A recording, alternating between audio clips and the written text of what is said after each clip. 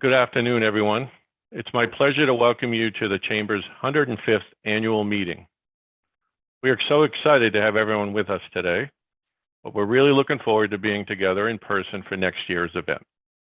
I'm John Moran from Bluestone Bank, and I am the chair of the board of the Taunton Area Chamber of Commerce. Just to give you a little background on myself and my time at the Chamber, I was previously with Bridgewater Savings Bank before we merged with Mansfield Cooperative Bank to form Bluestone Bank in 2020. Through these iterations, the bank has been a member of the Chamber for over 20 years. I came on board as a director of the Chamber in 2017 and just recently became the chair this past January. Being part of the Chamber has given me many great experiences, allowing me to meet new people through networking, celebrating with new business owners at grand openings, while also enjoying Chamber golf tournaments, business after hours, and our new Oktoberfest, which was a big hit this last fall, and many other fun Chamber events. I look forward to seeing many of you at this year's events as we start bringing back in-person networking. Now I'd like to introduce our President and CEO, Chris Silva, to run through the agenda for us today. Thanks, John. Good afternoon, everyone. And as John said, we're really grateful that you're with us today and really looking forward to doing this in person next year. Our program today is action-packed, so if we encounter any technical difficulties, we'd be grateful for your patience. And thank you, Lisa, for your wizardry behind the scenes today. So we come together with our Chamber community to celebrate our continued resilience in overcoming, or at least enduring, the challenges we've had the past, 2 years. Our mayor will lead us off. Then John will introduce our board members. I'll give you a brief year in review. And next we'll recognize the Charles E. Volkmann Scholarship recipients.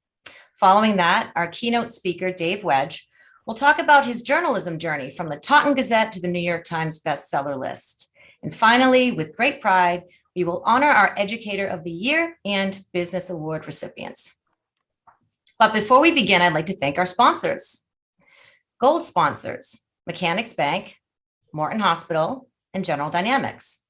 Silver sponsors, Ameriprise Financial, Bluestone Bank, Bristol Community College, Bristol County Savings Bank, First Citizens Federal Credit Union, the Lopes Companies, and Quality Beverage. Our bronze sponsors, Bank 5, Taunton Federal Credit Union, and the Rotary Club of Taunton. Our award sponsors, Taunton Federal Credit Union, Bluestone Bank, Bristol County Savings Bank, and the Rotary Club of Taunton. And I want to thank our fabulous breakout room hosts today, Bluestone Bank, Bristol County Savings Bank, Bristol Community College, Relaxation Work Spa, Taunton Federal Credit Union, Bank 5, and the Lopes Companies. We are very grateful for the generosity of all of our sponsors. And through their support, they're affirming their commitment to our business community, and to our collective goals and vision. And so have all of you and many others. I'd like to share this video in recognition of our gold sponsor, Morton Hospital.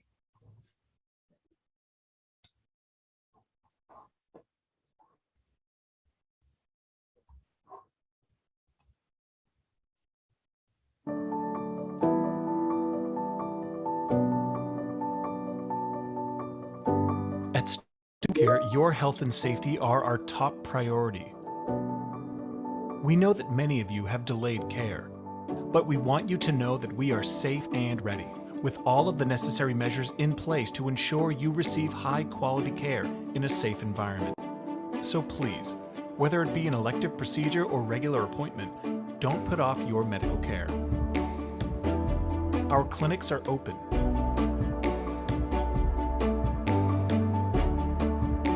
We're scheduling procedures. And our emergency rooms continue to be a safe place to treat all emergencies.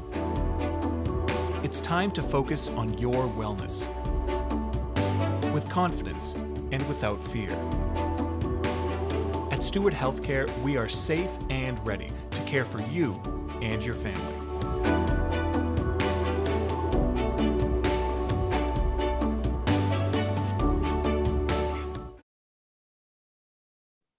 Well, who knew I was the one to have the first technical difficulty? I didn't realize my camera was off, so my apologies for that.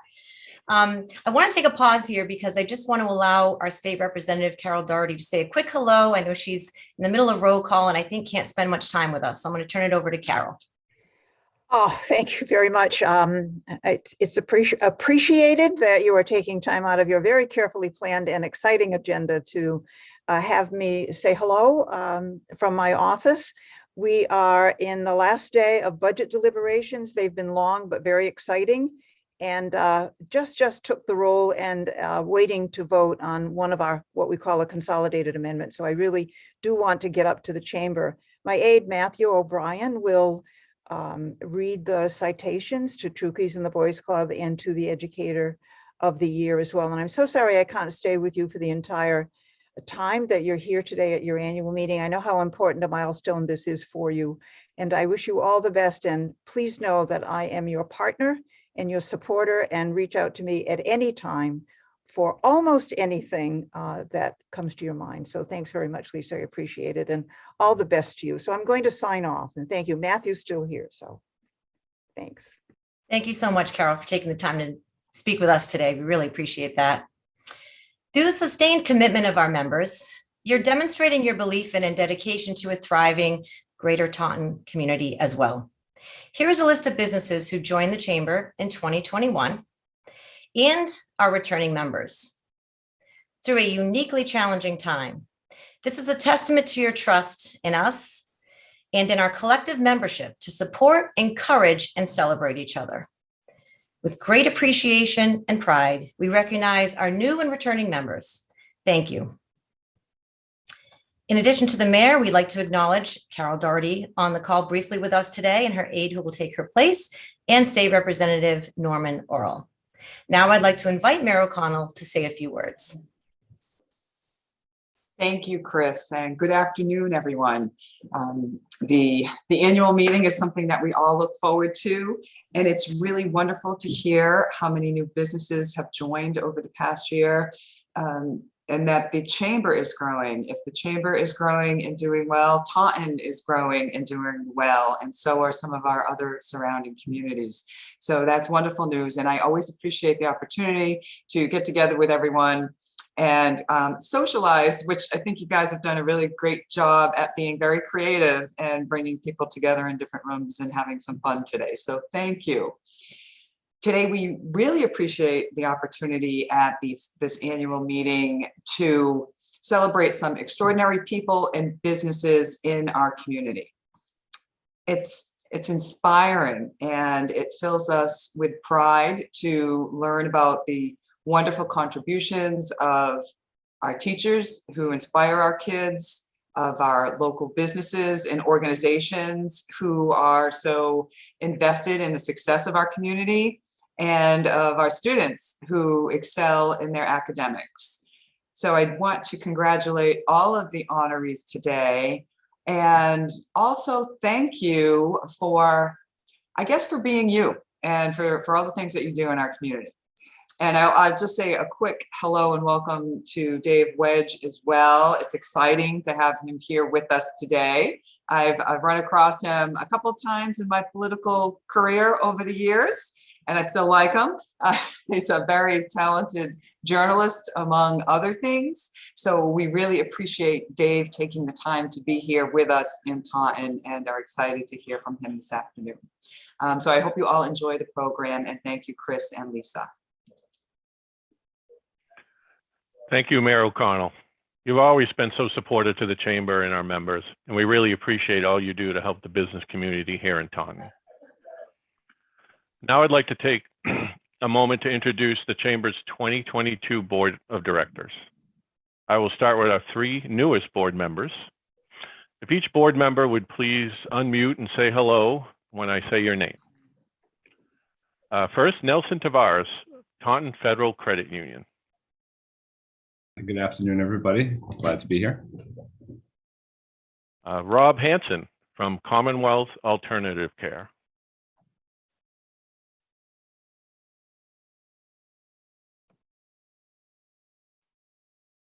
Well, maybe Rob's not here today. And then we have Jeff Weil from Bristol County Savings Bank. Hi, everyone. Happy to be here today. Thank you. And I'd also like to thank our current board members for their time and service. So that everyone can see you, please say hello when I say your name. Jillian Back, Mechanics Cooperative Bank. Good afternoon, everyone. Debbie Dutra, the Lopes Companies. Hi, everybody. John Jagat from SCORE. Hello. Maria Gonzalez, M&A Supplier Diversity Consultants.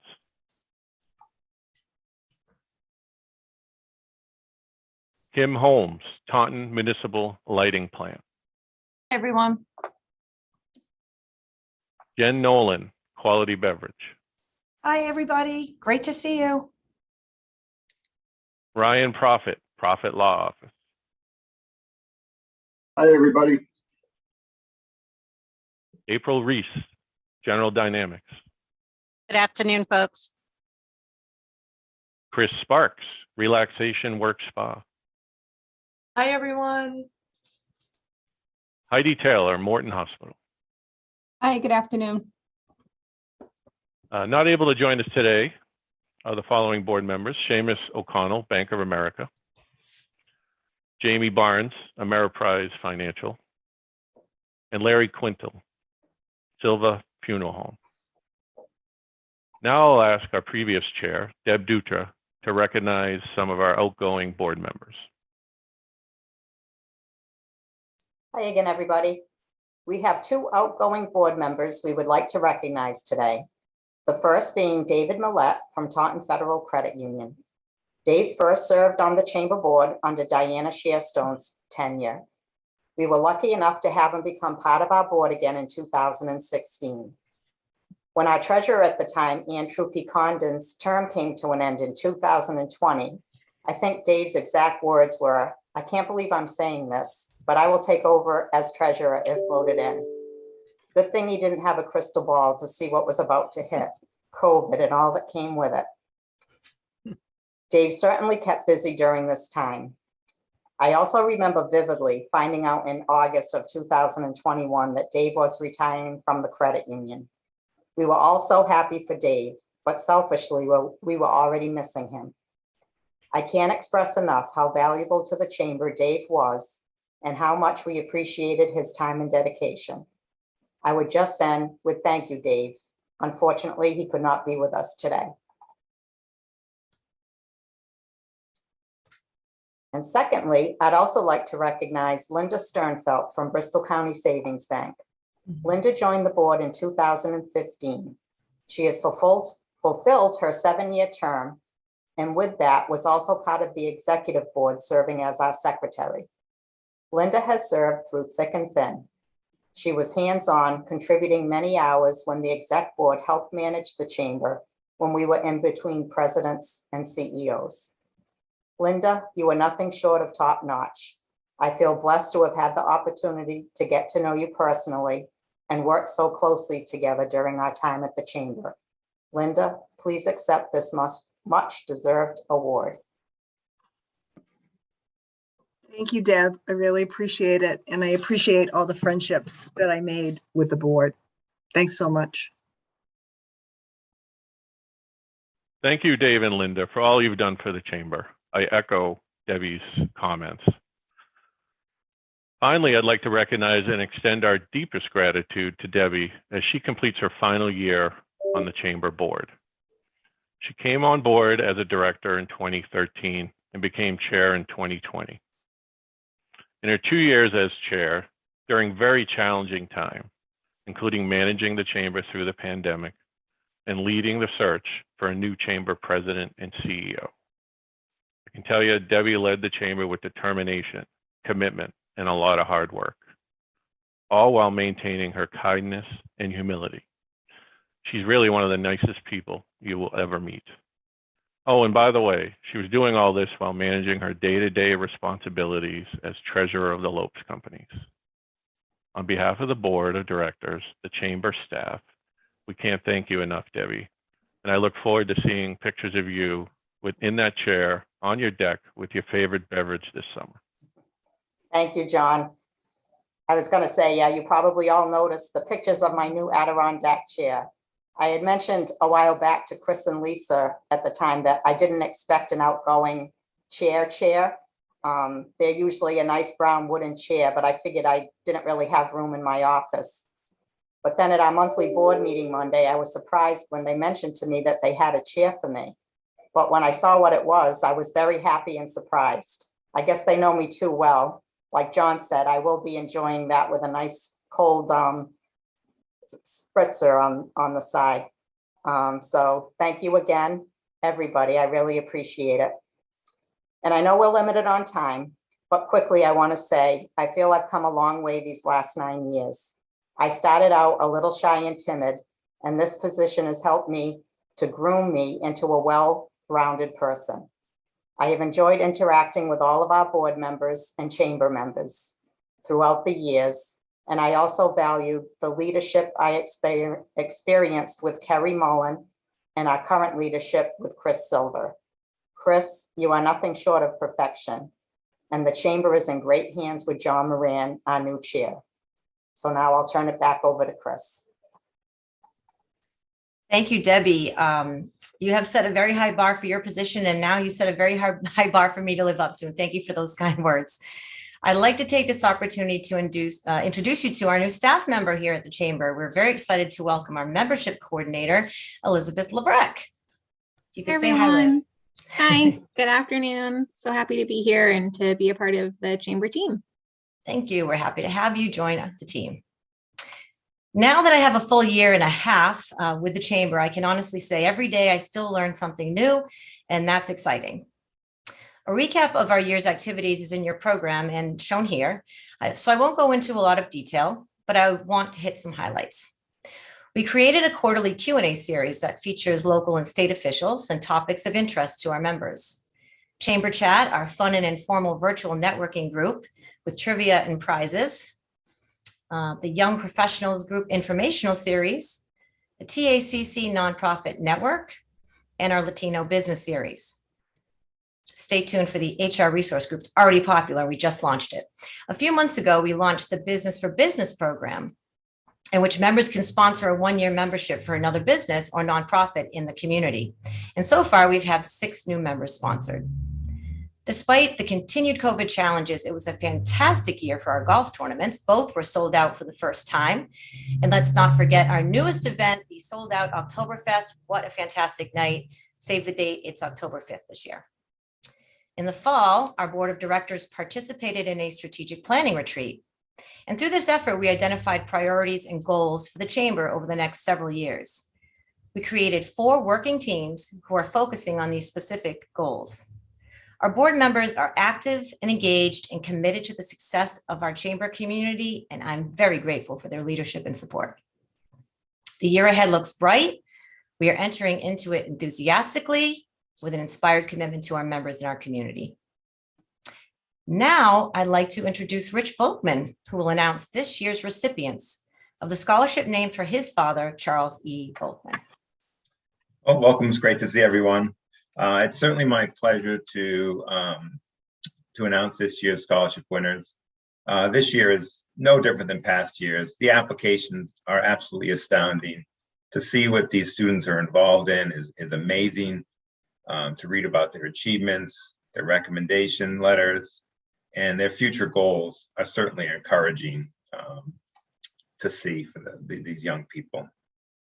Our first winner is Timothy Luke. Timothy plans to go to Worcester Polytech to study management and data science. I must say, data science is becoming a very important piece in all business. So I wish him luck with that. While at Taunton High, Timothy participated in cross country, swim team, volleyball, outdoor track, and he was also involved in the community with the Boys and Girls Club. He taught Bible school, and he found time to help out in a local soup kitchen. I also have to mention that he's a 2nd lieutenant in the ROTC. It is my pleasure to award Timothy the scholarship. Accepting his scholarship, he cannot be here today, is his mother, Dora. Hi, everyone. I just want to thank everyone on behalf of my son, Timothy Luke. We are so grateful to receive this reward, and he's not able to attend this meeting due to school responsibility. On his behalf, I would like to thank the SAGE program to provide the opportunities for children like my son to obtain the Charles E. Volkmann Scholarship. And many thanks to all of you who support this program. Thank you so much. You're welcome. I'll have to follow up with us, see how he's doing. Our second recipient is Alex Rigo. Alex has plans to attend either Northwestern or Yale to study mathematics. Alex has a very impressive 4.93 GPA at Taunton High with a class rank of 4.5 out of 487. Quite impressive. While at Taunton High, Alex was on the math team. He was a member of the concert band, the marching band, cross-country team, winter track, spring track. Alex also attended the Burt School of Performing Arts, where he took classes, performed, and volunteers. It is my pleasure to award the scholarship to Alex. Thank you so much for awarding me this scholarship. And I have made a decision. I will be attending Northwestern. And it's just a pleasure to receive this and be able to use it towards working towards my goals at that school. So thank you very much. You're welcome. Thank you, Rich, and congratulations to Timothy and Alec with fantastic futures you have ahead of you. Now, I'd like to introduce last year's keynote speaker, President of Morton Hospital and Treasurer of our board, Heidi Taylor, to introduce today's keynote speaker. Thanks, Chris. Our keynote speaker today has written intriguing books and met fascinating people. I'm sure you'll all have questions for him, and he would like this to be interactive, not a speech. So please don't wait until the end of the presentation. Feel free to put questions into the chat box as you have them. Our guest today is Dave Wedge, New York Times bestselling author, podcaster, and communications consultant. Dave has written 6 nonfiction books, including Boston Strong, A City's Triumph Over Tragedy, a drama about the 2013 Boston Marathon bombings, which was adapted for the 2017 movie Patriots Day. He also has written Hunting Whitey, the inside story of the capture and killing of America's most wanted crime boss, and The Last Days of John Lennon, written with co-author Casey Sherman and James Patterson. His most recent book, Riding with Evil, Taking Down the Notorious Pagan Motorcycle Gang, was released March 15th via William Morrow and HarperCollins. Dave was also an award-winning investigative journalist for the Boston Herald for 14 years and has written for Vice, Esquire, Newsweek, and Boston Magazine. He and Sherman host the true crime podcast, Saints, Sinners, and Serial Killers. He also has worked as a communications consultant with a diverse roster of clients in politics, business, nonprofit, hospitality, healthcare, sports, and more. It is my pleasure to welcome our keynote speaker today, Dave Wedge. Hi, everybody. How are you? Thank you for that wonderful introduction. I appreciate it. I need to bring you everywhere I go. No, it's great. You know, I don't know how much, some of you, I recognize a few names from back when I was doing business in Taunton. And Mayor, nice to see you, Mayor O'Connell. We have met many times when I was at the Boston Herald, but I have a fond place for Taunton in my heart because it's really where I started this incredible journey that I've been on for the last 25 years. I grew up in Brockton and went to Boston College. When I came out, my first job was at the Taunton Gazette. And I started out covering sports as a stringer. I covered the high school hockey and basketball and football. And then I covered Wheaton College and things like that. And then eventually the police beat opened up, and I tried out for it and I got it. And yeah, a lot of you probably know Eva Gaffney, who is over at Bridgewater State University now, but she was the editor at the time. And she's really the one that gave me my chance to become a journalist. And I'm forever thankful for that opportunity. And really, when I speak all over the place, I always tell people that, that first job at the Taunton Gazette was really where the rubber hit the road for me. It's really where I learned how to become a storyteller. And as you all know from doing business and living in the area, it's just such a vibrant community, Taunton, and there's so many different stories and so many different kinds of people. And there's rich, there's poor, there's industrial, there's commercial, there's it's just a very diverse area of the state, I think. And I really learned a lot covering all that stuff. Of course, the old courthouse where I did all my business is now gone. I guess my sister tells me it's now a place called the District. I hear it's pretty nice. They did a nice job over there. So looking forward to getting down there. But today I just want to thank you for having me. And I hope you all know that my best wishes are always with the city of Taunton. I think it's a special place. I love the green. I think that the mayor has done a wonderful job in all the revitalization efforts. And I still have a lot of family and friends in the area. So I consider Taunton one of my homes after my current home in Brockton. I consider Taunton kind of somewhere where I really came of age in my life. So, after I worked at the Taunton Gazette for about 4 years, and I covered a lot of big cases that happened down there in the early 90s and mid 90s. And from there, I went to the Attleboro Sun Chronicle, and I worked there for a couple of years. And then I went to the Boston Herald in 1999.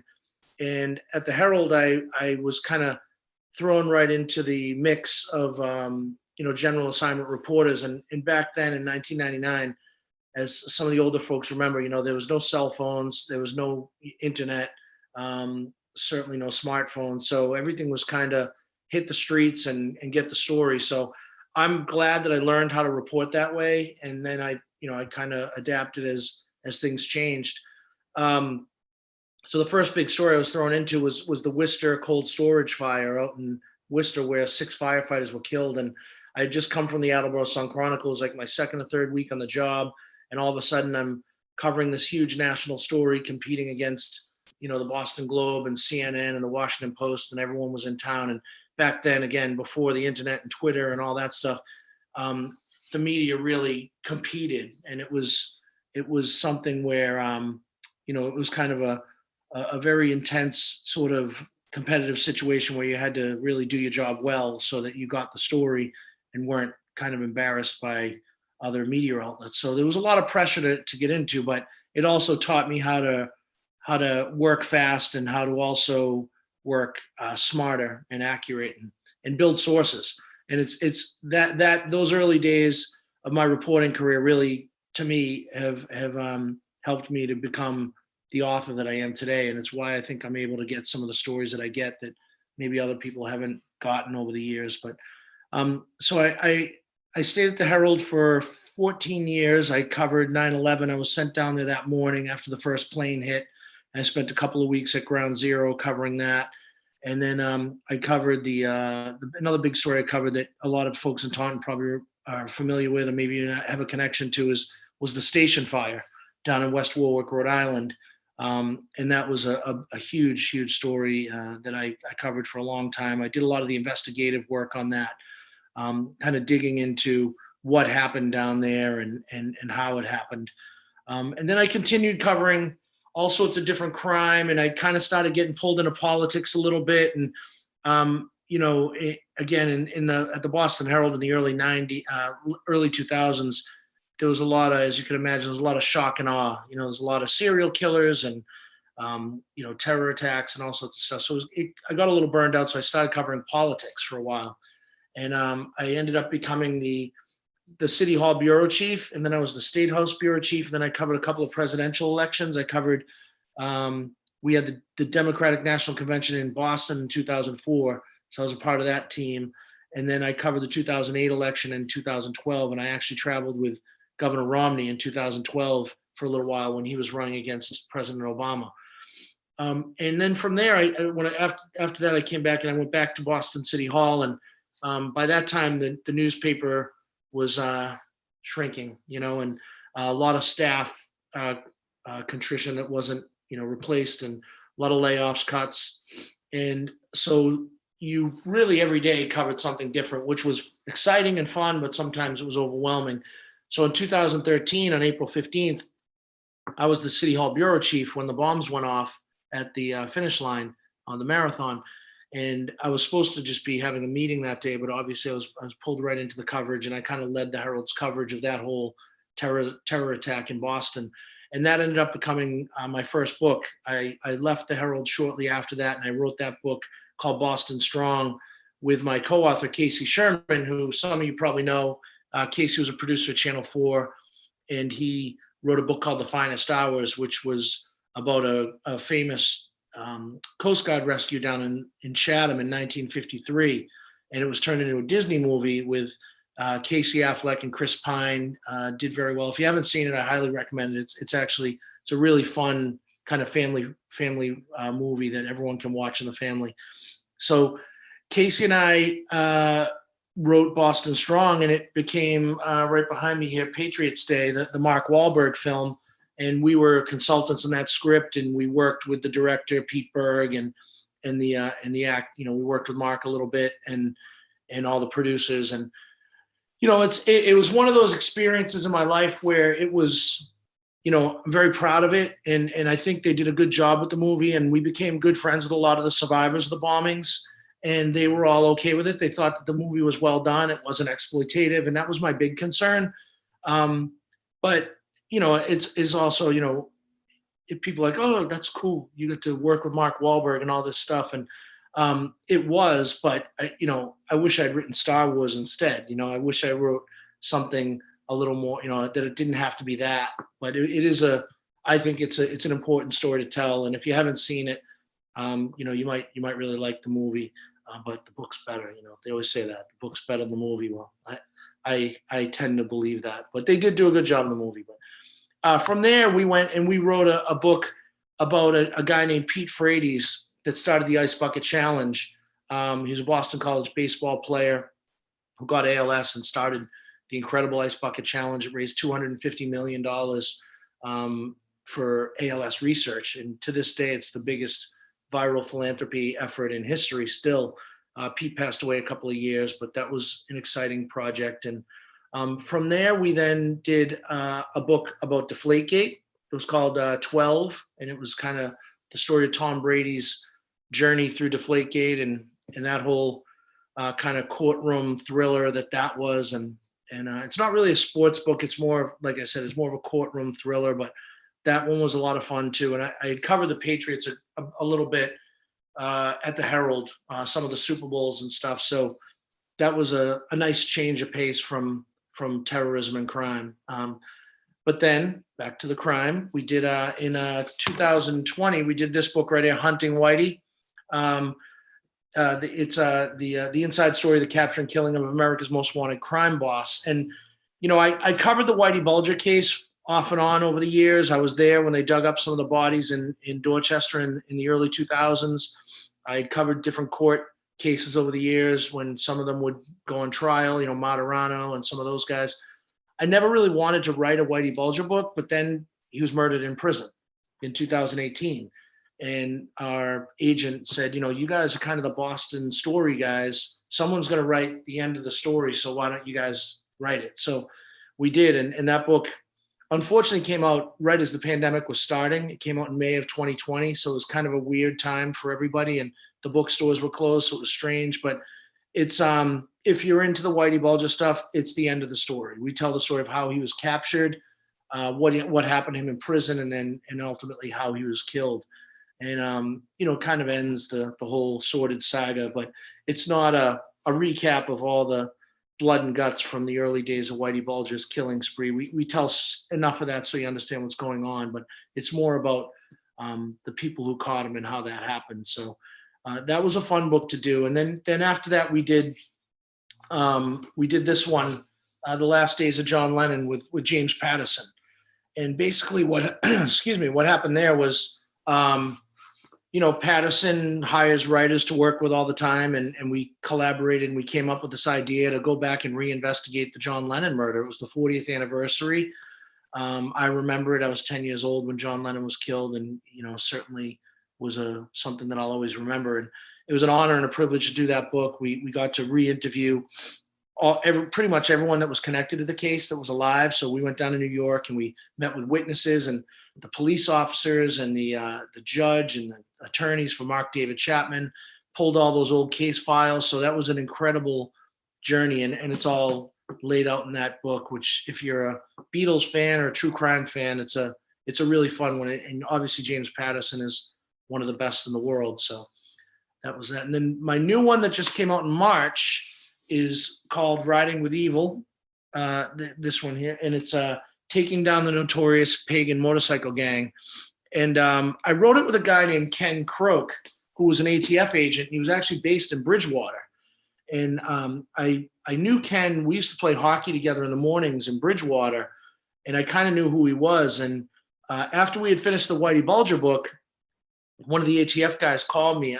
That the hockey that I play on Friday mornings down in Bridgewater at the rink there by the prison, it's all police officers and a lot of ATF guys because there's an office down there. So one of them called me and said, "Hey, you should have coffee with Ken. He's got a great story.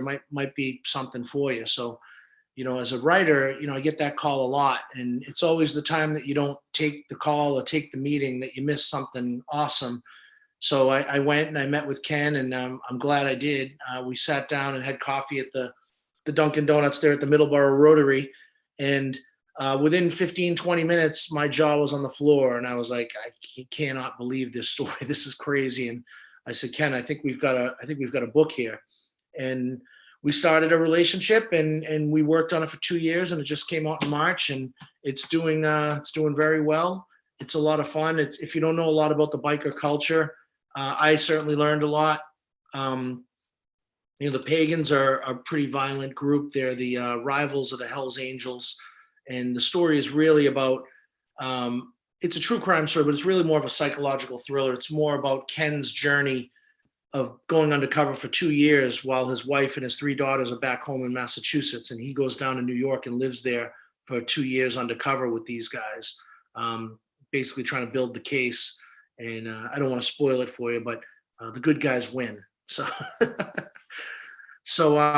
listen, I've had a wonderful career, and I've, lived around the southeastern Massachusetts area for my whole life. And I'm just honored to be here today to speak with you guys. And I'd love to get any questions that anyone might have. I see there's a couple in the chat room.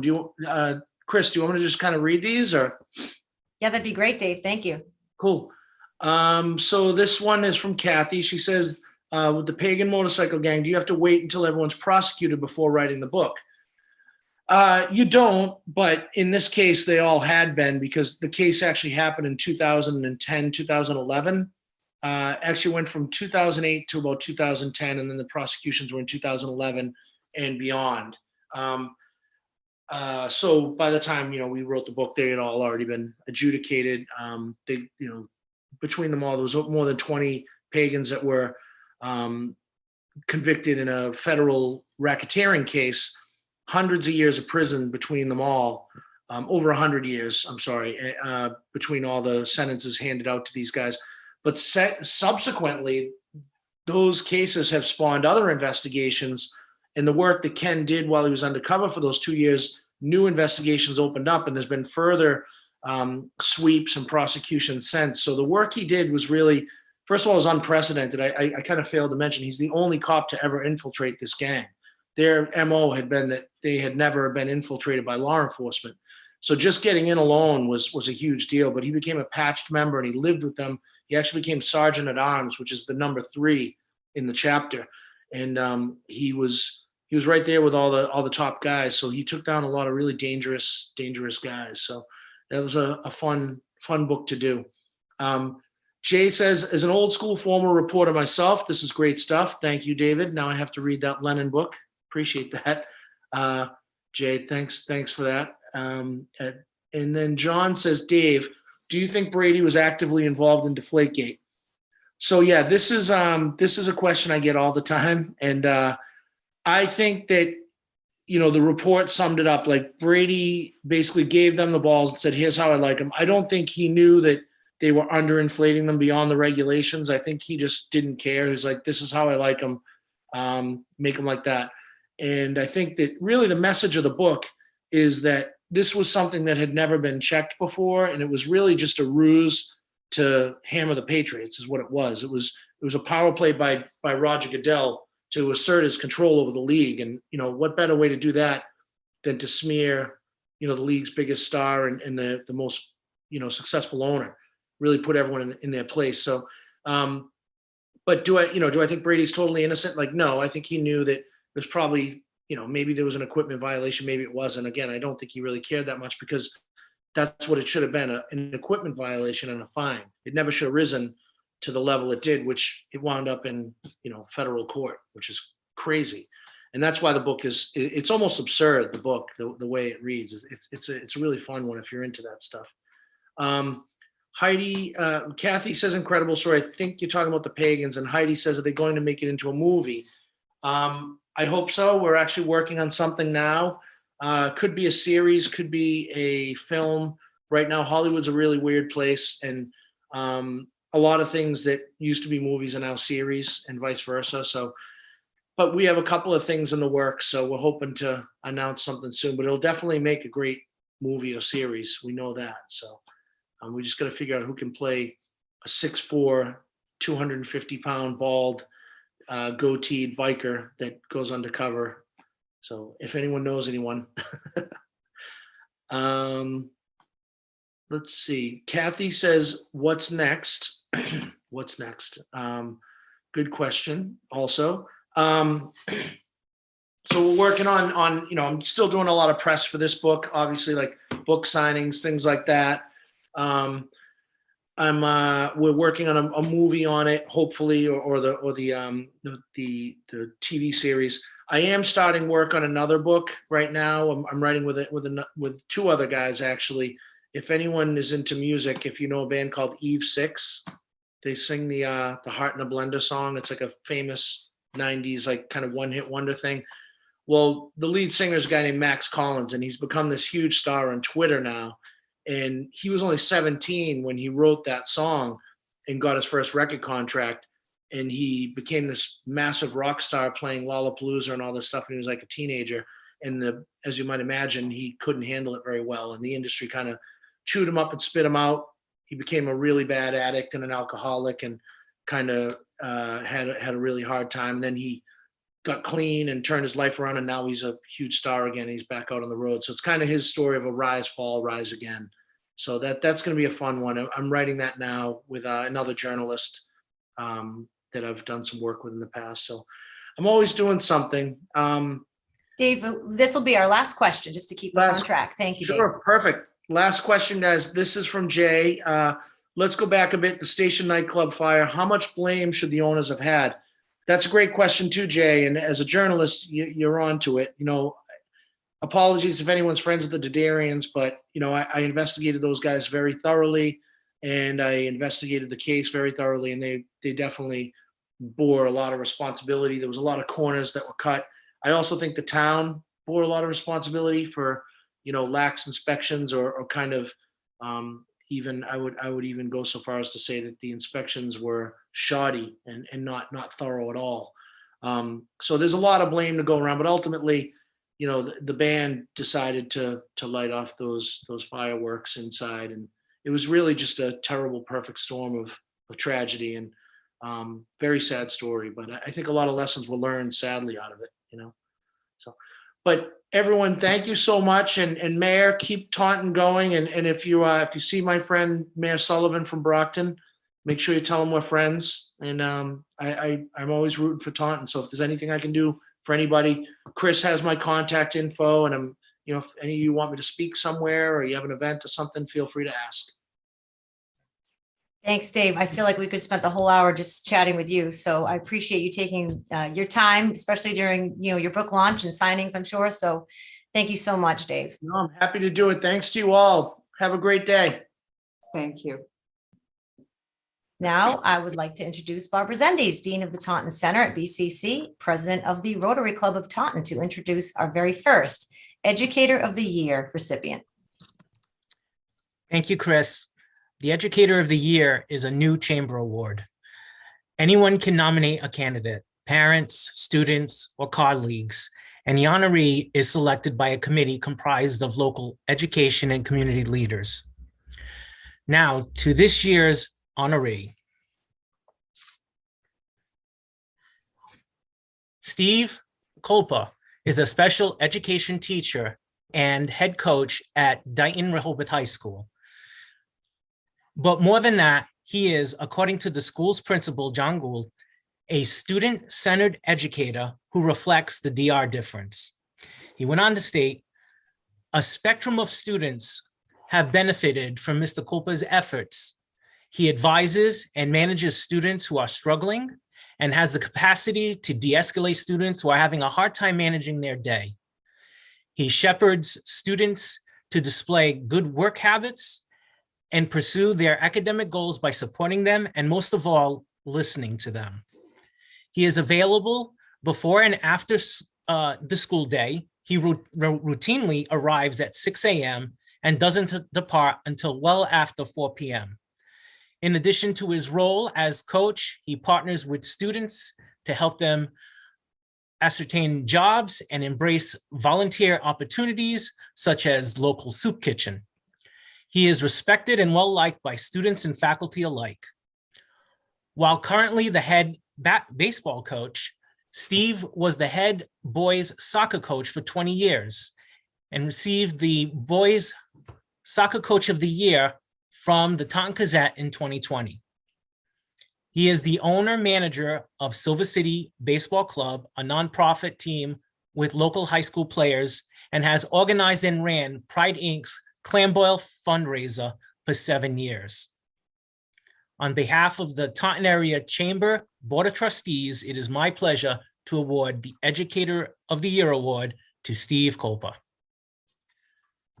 Wow, that was that's incredible. Thank you so very much. I'm extremely honored to have received this award, the first annual Taunton Chamber of Commerce's Educator of the Year Award. You know, I have something written out here, but those who don't know me, I usually just kind of go from my heart. So this is going to kind of go to the side here because I got to step in and mention a couple of things also. Just a quick background. I live in Taunton now. I did grow up in New Jersey. Yes, I am a Yankee fan and everything and so on and so forth. So I apologize for that. But I moved to Taunton in 1999. And the reason I got involved in education in the first place, especially special education, was because my grandmother told me to go back to school after I left professional baseball. And I did. And I wanted to become involved in special education. And the reason I chose that is because of my wife, Tracy Kolpa, but her maiden name is Babbitt. And the Babbitt name is kind of known in Taunton.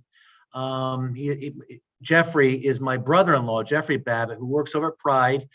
He's also, quote unquote, and I know Mayor O'Connor will back me up on this one, he's also the other mayor of Taunton, supposedly.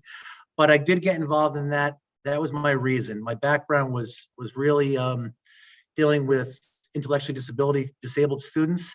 But that's where my foot really got in the door.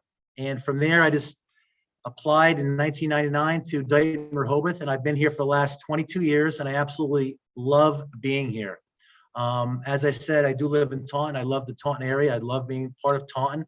I go to local restaurants, so on and so forth, and it's been phenomenal my last 20 years living in Taunton. But I will continue on. I just want to really thank Dr. Gould for his kind words. That's our principal at Dayton Rehoboth, for his kind words and nominating me for this great award. I'm truly honored. It has really humbled me and made me just really crave even more to help these students at Dayton Rehoboth. But it's not all about me. I would not be able to do this without the wonderful staff we have here at Dayton Rehoboth. My staff and colleagues are tremendous. They work equally as hard as I do, and I would definitely not be able to do this without them. It's not a one-person show. It's all of us here that work together to make these students realize how lucky they are to have a great staff. I also want to just say that, you know, being an educator, is not a full-time job. It's not just from the hours of 7:15 to 1:51. We stay here, myself and a few other teachers get here at 6 o'clock in the morning. And a lot of times we don't leave till 6, 7 o'clock at night. We're coaching after school, so on and so forth. But it doesn't really stop there either. A lot of times at home, we have to email parents and stay on top of some duties that take us later into the night. So we do take care of that, but it's a full-time job, and it's been an honor to work here at Dayton Rehoboth. I want to thank also for the board of directors. You saw one of the pictures earlier. They were able to come out to the baseball field and present the award to me, but it was just something different to the fact that it was out of the school setting, but it was with the baseball team, and those kids mean a lot to me as well. So that was great. Thank you very much for the board coming out to the high school and presenting the award. That was awesome. I do want to thank you to my wife, Tracy, and my daughter, Sienna, and my son, Mason, who all went through Taunton schools initially, Our Lady of Lourdes and Taunton Catholic Middle School, and now they're over at Dayton Rehoboth. Lastly, I want to thank the Taunton Chamber of Commerce, the board of directors, and especially Chris Silva and Lisa DeMello. Thank you for their wonderful communication and everything they were able to do to get me this award. Once again, thank you so very much. I am truly honored by this award, and thank you, and have a wonderful day. Thank you. Thank you, Steve. It's really our honor to present you with this award today. It's very well deserved, clearly. We're now going to bestow our business awards on 3 very deserving organizations. I'd like to invite new board member and president of Taunton Federal Credit Union, Nelson Tavares, to present our first award. Good afternoon, everyone. I have the honor of presenting the Taunton Federal Credit Union Large Business Award to Truckey's Supermarkets. But before we get into it, let's learn a little bit more about Truckey's from this recent feature on Chronicle. Shoppers still value the personal touch of a mom and pop shop. For nearly a century, one grocery brand in southeastern Massachusetts has remained tried and true. Jim Truckey is president and CEO of Truckey's Supermarkets. He is the second-generation owner in this family business. I'm hoping that my daughters will take it over and the legacy continues. In 1928, Jim Truckey's father, William Truckey Sr., was working at a small variety store in Taunton when the business went up for sale. And my father wanted to buy it, and he was just 16 years old. He went home and he talked to his mother and father, and they helped him finance buying the first store. My grandmother used to keep a little diary, which a lot of the Italian women did. And she couldn't speak English or write English. It says here, 1928, I can read it in Italian, but I'll translate it to you. Il mio caro figlio Guglielmo, my dear son Guglielmo, which was William, my father, he opened his first store at 15 years old. Poverino Mama, which means the poor boy. I can just imagine the struggles they went through. That first store was the size of a small home, a simple variety store for the neighborhood. Right here, this is my father and my grandfather. Slowly, William Truckey Sr. expanded his business. We have a tremendous loyal base customers, and our employees have been with us. Some of them have been with us over 50 years. Including warehouse foreman Joe O'Connell. This guy's pulling out a 5, you can back in 5. We used to have a warehouse on Chandler Avenue in Taunton. I started working there as a regular worker, picker, forklift. Then I got my license, became a driver, and I slowly moved up the ladder. Loyal customers know Truckey's for their fresh bakery items, ready-to-heat meals, Magic Pop, a sort of rice cake made in-house, and their ground beef. Butcher Mark Parento says you can still ring the service bell at Truckey's and customize any butcher order. Hello, could I have a 3-pound chuck roast for an online order? Sure. 94 years later, Jim Truckey is proud to be running his father's company. It can be challenging working with family, but he says he wouldn't trade it for the world. I'm the luckiest guy on the earth. I really am.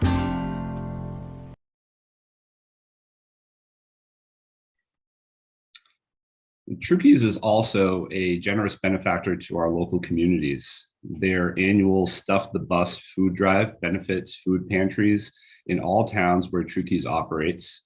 I'd like to personally thank Ann Truckee Condon and her management team for allowing organizations like TFCU to take part in that annual campaign every year. Their Can Hunger program offers pre-filled donation bags that customers can purchase and donate to local food pantries. Finally, every year before the holidays, Truckee's runs their Help Us Help Kids toy drive, which collects toys for local organizations assisting families within the communities they serve. Now I'd like to invite State Representative Carol Doherty's aide, Matthew O'Brien, to say a few words. Sure, thank you so much. Good afternoon, folks. My name is Matthew O'Brien. I am State Representative Carol Doherty's legislative aide as of about 3 weeks ago. So I'm very new to the Taunton area. I'm from the town of Mendon over in southern Worcester County, but I'm so excited to be a part of Carol's efforts here in the State House. So excited to meet all of you and work with you guys in the future. So as Carol mentioned a few minutes ago, if there's anything you guys need that we can do, feel free to reach out. We are your partner, at the State House, in the community. And I must say, it is community institutions like the Taunton area, Chamber of Commerce, that make our communities what they are.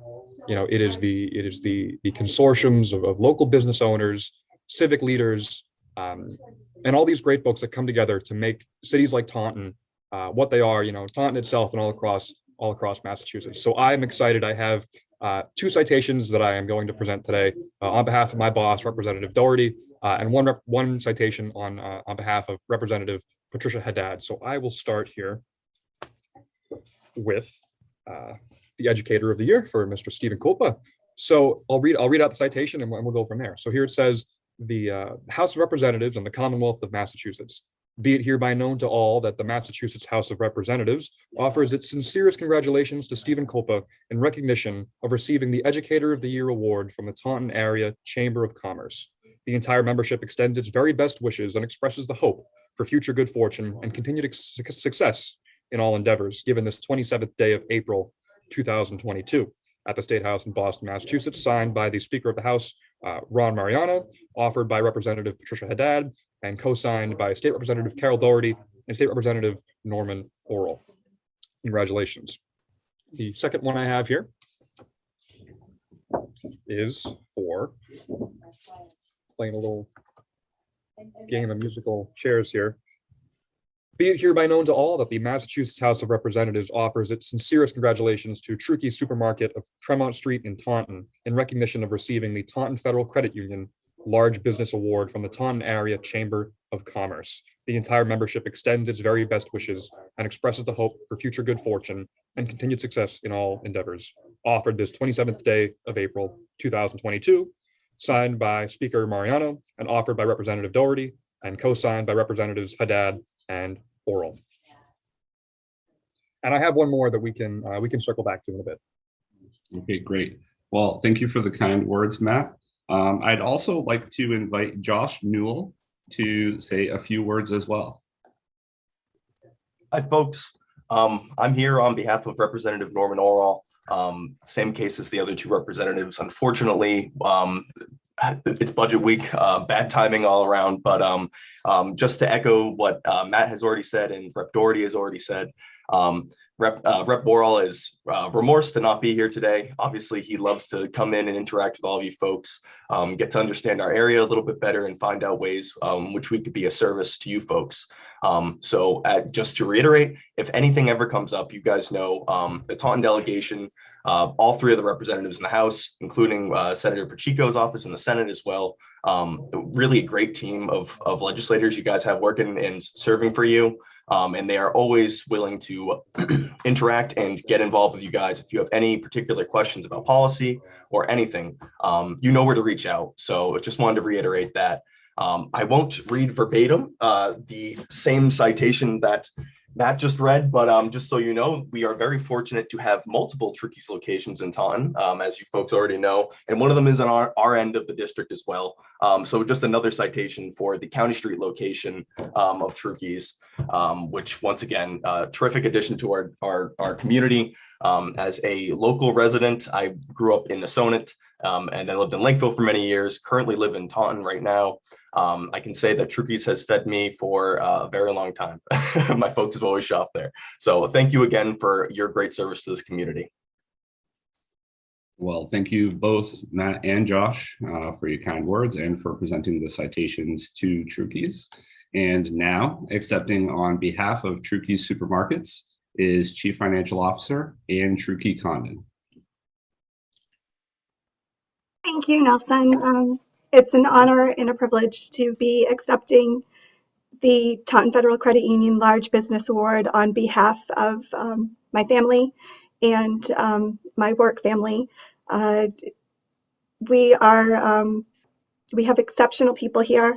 I'm blessed to work with talented, experienced staff, and they have poured every ounce of themselves in over the past few years into everything. Our Tremont Street manager, Manny Coelho, and our County Street manager, David Voss, may be on this right now. Their schedules in the stores sometimes prevent them from having flexibility, but I really want to thank them and their department management teams for all their efforts. They truly deserve to be recognized, and I appreciate that you've done that. And I just want to thank the Chamber, Taunton Area Chamber of Commerce, the board of directors, congratulate Debbie and Linda. And I know Dave's not on the call, but I spent a lot of time with you. I know how much you do. Chris, you have an exceptional coworker, and Lisa DeMello, who I know is behind the scenes, and I miss you all. It's nice to see you, and Trukey's is so proud to be able to serve the community for now 94 years, and that's because we've had the support of your community, of the Greater Taunton community, and we've never been prouder to be present for these times. So thank you very, very much from the bottom of my heart. Well, thank you, Ann, and congratulations on a well-deserved award. I have the honor of presenting the Bluestone Bank Small Business Award to the Star Drive-In. They are another celebrity business featured on Chronicle. Let's check out their segment.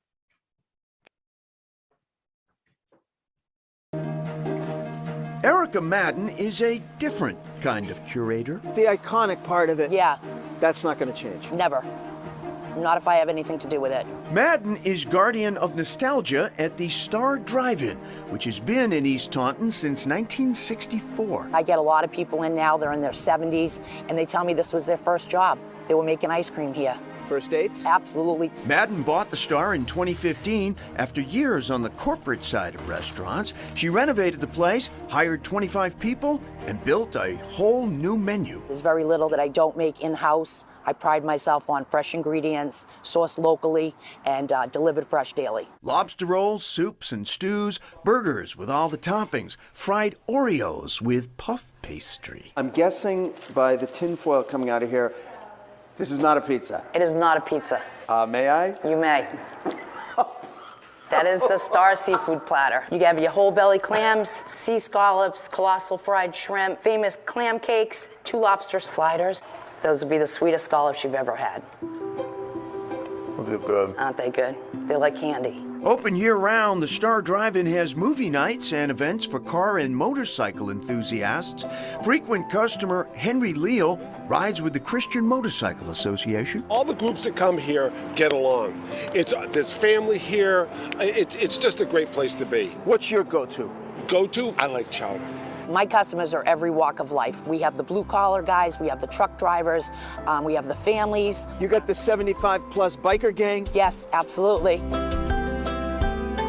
Star Drive-In never closed during COVID. Madden fed healthcare workers and now works 6 days a week, grappling with all the challenges facing the restaurant industry today. But the East Taunton community continues to show up.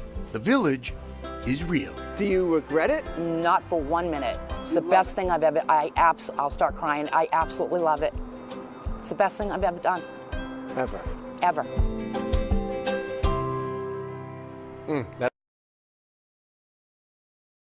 Well, I can tell you, I've had that clam chowder, and it is delicious. And those fried Oreos are on my bucket list. The Star Drive-In hosts fundraisers for community members who are facing challenging times, and for the community organizations like local churches and sports teams. They've supported the local LGBTQ community by hosting craft and vendor fairs.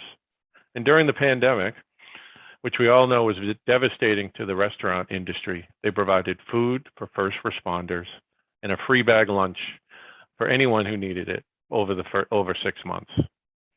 And now I'd like to invite back Joshua Newhall, aide for State Rep Norm Oral, to say a few words.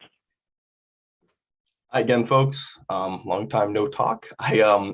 This one's maybe even a little bit more personal, and I'm happy to give a little bit of a personal story about the Star Drive-In.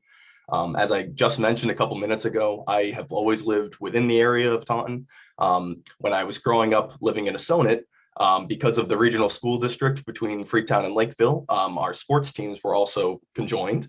And I would find myself every day of the week, whether for soccer, baseball, or football, 3/4 of the year at least, driving up 79 with my parents, passing the Star Drive-In when it was under previous ownership, nearly 25 or over 20 years ago at this point. That was our go-to stop because of the nostalgia, the great food, coming back from sports games and stuff. I have extremely fond memories of it. And when it shut down for a couple of years and got remodeled, I was devastated because I was a teenager, had the ability to drive now and loved going there still. So to see it revitalized over the last Lord, when did it reopen? The last years when it's been completely vibrant, and as somebody who lives on the Myrick's end of Lakeville can tell you, every single weekend, if the weather is good enough, that place is filled up. It has a great community, and folks just love it in the area. So enough about the personal stories. Just wanted to let you know that I love the Star Drive-In personally, still get it regularly. But since this one has not already been basically read verbatim from Matt, I will read it ahead.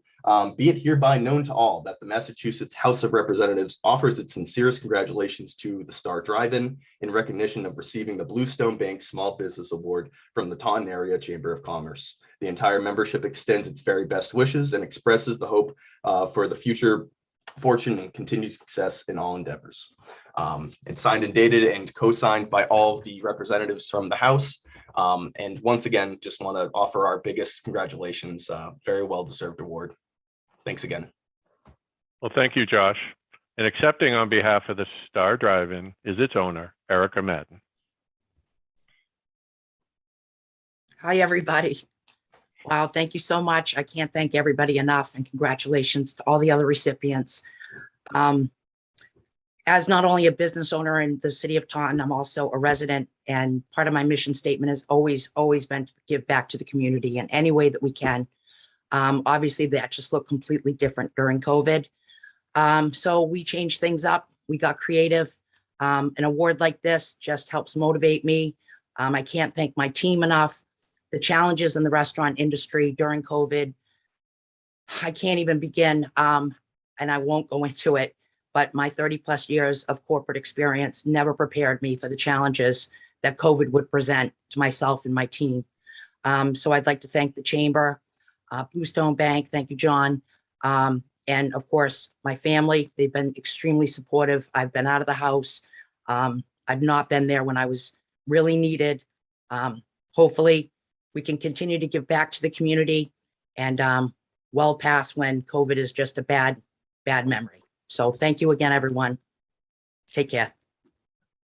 Thank you so much, Erica. And, same as Josh, I lived right over the border in Berkeley for 28 years. So it's been a favorite stop of mine too. So very well deserved.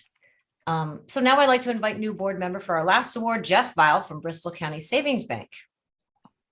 Hi, everyone. It is my great pleasure to present the Bristol County Savings Bank Community Impact Award to the Boys and Girls Club of Metro South. Since the bank was founded 175 years ago, Bristol County Savings Bank has maintained an unwavering commitment to serving the needs of our customers and local communities. One of our longest standing relationships is with the Boys and Girls Clubs of Metro South, so we couldn't be more pleased for them to receive this award today.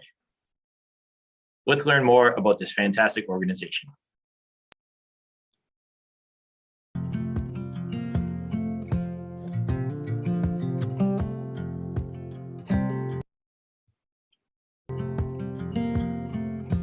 Boys and Girls Clubs of Metro South are better together simply because we are providing opportunity and hope for those that live in the communities in which we serve. Well, I send my child to the club because I think it provides an excellent opportunity for her to work on her social skills. I think it's very important for her to be able to participate in activities with a diverse group of children so that they can learn from one another. When I'm at the club, I feel happy, and I also feel like I'm special because they treat you how you want to be treated, and so do the other kids. And you feel safe to talk to like any adult, and it makes you feel like you always have the opportunity to speak. I'm very excited about the merger because it gives the club an opportunity to reach a wider group of people. The club has a lot to offer through its programs and activities, and the more youth we're able to reach through our programming, I think really enriches the communities in which the club operates. The club helps me by teaching us what's right and what's wrong. And it also teaches us by letting us see how the world is right now to tell us that, like, if we get better, we can make the future better. What makes Boys and Girls Clubs so special is the interconnectedness of our youth that walk through our doors every day. It's something special that we do here at the Boys and Girls Club to entice, to encourage kids to build great futures. And it's our clubs that truly make the difference in their lives. For many of our kids, it's the difference between not having someone at home or having the opportunity to attain a college degree. As you can see, the Boys and Girls Clubs of Metro South are committed to making a difference in the lives of the youth in Taunton and Brockton communities. Congratulations again. Now I'd like to welcome back Matthew O'Brien to say a few words on behalf of State Representative Carol Doherty. Thank you so much, Jeff. Yes, folks. So I am very honored to present on behalf of my boss, Representative Carol Doherty, a citation. I'll read it in full once again. So be it known to all that the Massachusetts House of Representatives offers its sincerest congratulations to the Taunton Clubhouse of the Boys and Girls Club of Metro South in recognition of their receiving the Bristol County Savings Bank Community Impact Award from the Taunton Area Chamber of Commerce. The entire membership extends its very best wishes and expresses the hope for future good fortune and continued success in all the endeavors given this 27th day of April, 2022, signed by the Speaker of the House, Ron Mariano, my boss, Carol Doherty, and co-signed by Representatives Patricia Haddad and Norman Orell. Congratulations. Thank you, Matthew. Accepting on behalf of the Boys and Girls Club is President and CEO Derek Heim. Good afternoon, everyone. And Jeff, thanks so much. And thank you for this great honor. We're so proud to accept this in our partnership with Bristol County Savings Bank and the Taunton Area Chamber of Commerce. Our organization came together in 2019 through a merger of two organizations that were thriving in two big cities here in Massachusetts. And we couldn't be prouder today of the thousands of young people that we are serving day in and day out. And we're even thrilled to have the presence that we have in Taunton with our summer day camp at 388 Harvey Street that will serve over 600 young people this summer at that summer camp location, and our Court Street Clubhouse that is serving hundreds of kids every day after school. We work very hard day in and day out to meet the needs of young people, and as many of our others have mentioned today, the pandemic has been a very difficult challenge for our organization and our kids, but we continue to position ourselves in a way to make sure that these young people are ready to take on the future, and we will continue to do that day in and day out. So on behalf of our staff, our kids, and our board of directors, my thanks to Bristol County Savings Bank and the Taunton Area Chamber of Commerce for this honor. Thank you so much for having us here today and considering our work worthy. Thank you. Thank you so much, Derek. This is perfect timing, I think, as we finish our last award. Thank you all so much for being here. Our distinguished guests, our keynote speaker, Dave Wedge. Let's unmute ourselves and give a big round of applause. This was missing from Zoom here. So let's get everybody's applause.